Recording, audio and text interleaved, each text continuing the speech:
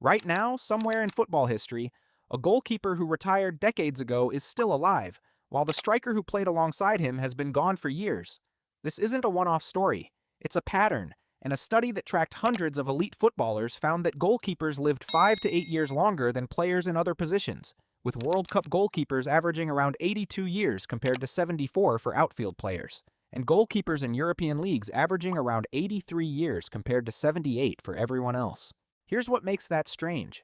Goalkeepers don't run marathons every match. They don't cover 10 kilometers like a midfielder does. For long stretches of a game, they're standing still, watching the ball move at the other end of the pitch. By almost every measure of physical exertion, they do less work than their teammates. So why are they outliving them? This is the question worth sitting with, because the answer isn't just about fitness. It's about what kind of stress a body absorbs over a 20-year career. And it turns out standing in a box doing less might actually be saving lives. Let's start with the numbers, because this isn't speculation built on a handful of famous names.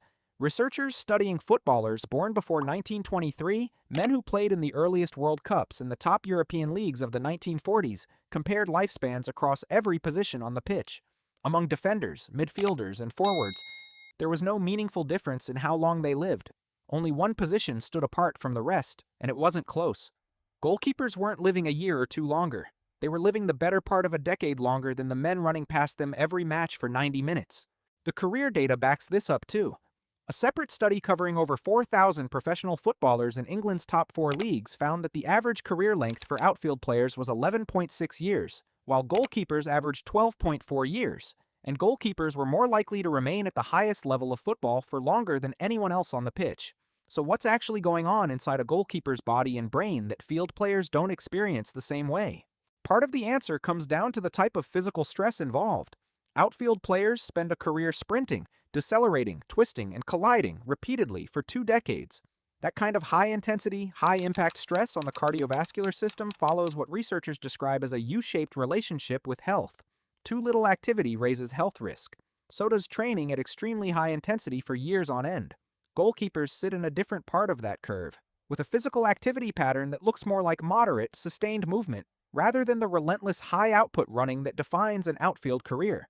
Less wear, less cumulative cardiovascular strain across a career, possibly fewer years shaved off the back end of life. But there's a second layer to this story that has nothing to do with the legs and everything to do with the brain. A goalkeeper's job isn't really about athleticism in the way people assume. It's about reading the game faster than anyone else on the pitch, processing where the ball is going before it gets there, and reacting in a fraction of a second when a shot is struck from 12 yards away. Recent research into the goalkeeping brain has found that their brains appear to be tuned for speed, precision, and selective focus, allowing them to respond faster than typical reaction times would predict. That kind of constant, high-stakes mental engagement, decision after decision, for 90 minutes, every match, for 2 decades, builds a different kind of resilience than physical conditioning does. Call it cognitive endurance instead of cardiovascular endurance. And there's something else worth considering here that the data can't fully measure, but the psychology suggests. A goalkeeper's mistakes are public in a way no other position experiences. A forward who misses a chance gets another chance in 5 minutes. A goalkeeper who makes one mistake can watch it become the headline, the moment replayed for years, the single error that decides a final. Surviving a career like that, mentally, requires building an unusual relationship with pressure and failure. The goalkeepers who last 20 years in the position aren't just the ones with the best reflexes.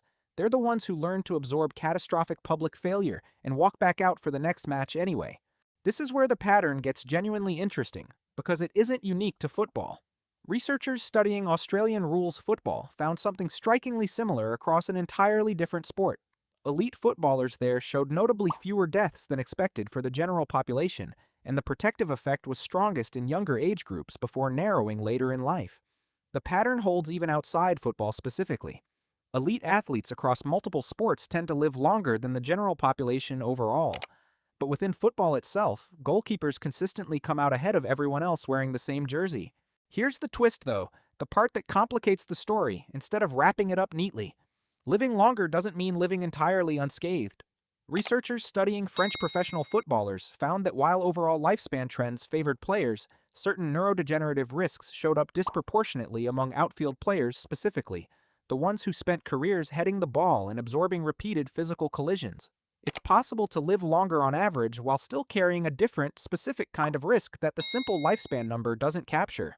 Goalkeepers may be winning the longevity game partly because they're sitting out of exactly the kind of repeated physical trauma that field players accumulate match after match, year after year, without ever clocking it as an injury. So the goalkeeper standing quietly in the box, the player who looks like he's doing the least work on the pitch for 90 minutes, might actually be making the smartest long-term trade in the entire sport. Less repeated physical trauma, a different, more sustainable category of physical demand, and a kind of psychological resilience built from absorbing public failure over and over and choosing to walk back out anyway. We tend to measure greatness in football by goals, by trophies, by who covered the most distance on the pitch. But maybe the real long game was never about who ran the furthest. Maybe it was about who learned to stand still under the most pressure, and somehow came out the other side of a 20-year career having paid the smallest physical price for it. The goalkeeper isn't just the last line of defense on the pitch. For reasons science is only now starting to fully explain, he might be the last one standing decades after the final whistle, too.